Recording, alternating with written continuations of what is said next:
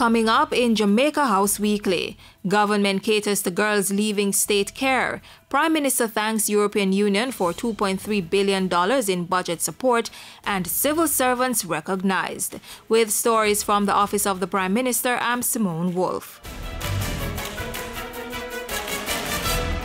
Ground was broken on Friday for the island's first transitional housing facility for 40 18 to 21-year-old female wards of the state. The program has many dimensions, including the provision of skills training, living accommodation, mentorship, employment opportunities, services for addressing the social needs and concern of residents. Construction of the 20-room facility on Lady Musgrave Drive in Kingston will start in January, with the girls to occupy the space in a year's time. The $1.45 million Transitional Housing Program is a partnership involving the Child Development Agency, USAID, the UE Open Campus, the Caribbean Child Development Center, and the Social Welfare Training Center. At the groundbreaking, the UE Open Campus announced that it would be offering 45 one-year scholarships for wards of the state, with 30 going to girls and 15 to the boys. It was also revealed that the USAID was in discussions to create a similar transitional living program for 40 young male wards of the state in St. Elizabeth.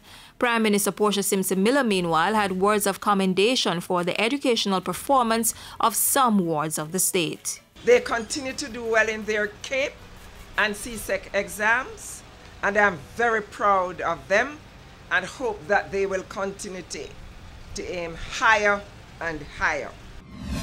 On November 17, the Prime Minister signed an agreement with the European Union for the disbursement of 2 budget support payments totaling $2.3 billion.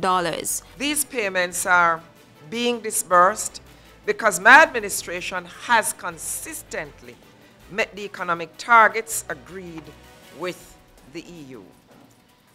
Furthermore, I believe these payments represent a vote of confidence by the EU in the government's successful implementation of the economic reform program.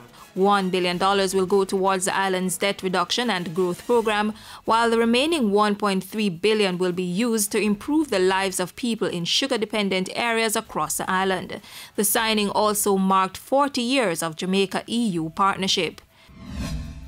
Before Tuesday's signing, Prime Minister Simpson Miller met with the Director for Latin America and the Caribbean at the European Commission. The two spoke of deepening cooperation between Jamaica and the European Commission in the areas of justice and development. As the island recognized civil servants all last week, Prime Minister Portia Simpson Miller also showed her appreciation to the men and women of the public service. At an awards ceremony at King's House Wednesday, Mrs. Simpson Miller issued some of the 331 awards to public servants who had given 25 years of service or more to the island. Word came last week that Cabinet had approved new boards for the Western Regional Health Authority and the University Hospital of the West Indies, following the en bloc resignation of the previous boards. The appointments became effective on Tuesday, November 17, and they will serve for 3 years. The Western Regional Board is being chaired by hotelier Tony Hart, while businessman James Moss Solomon will chair the UWI Hospital Board. In a statement, Cabinet said the boards were given the latitude to co-opt persons who they deemed necessary to advance their mandate.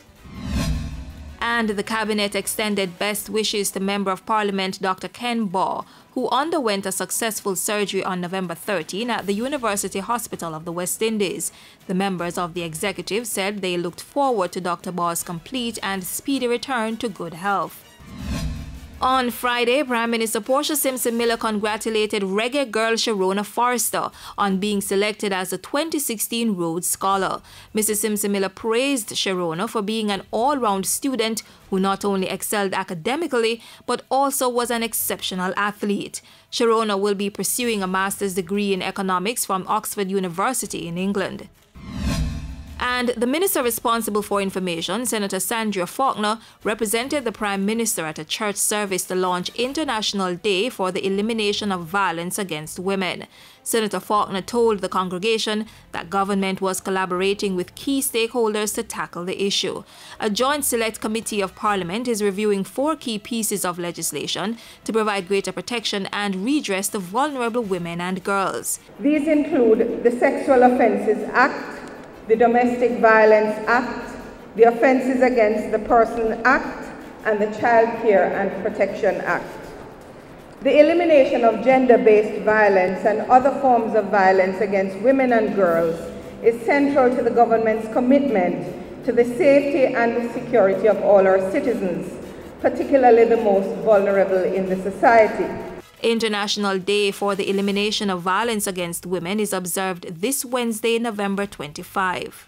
And that's it for this week's Jamaica House Weekly. Join us next time when we bring you more of the stories coming out of the office of the Prime Minister.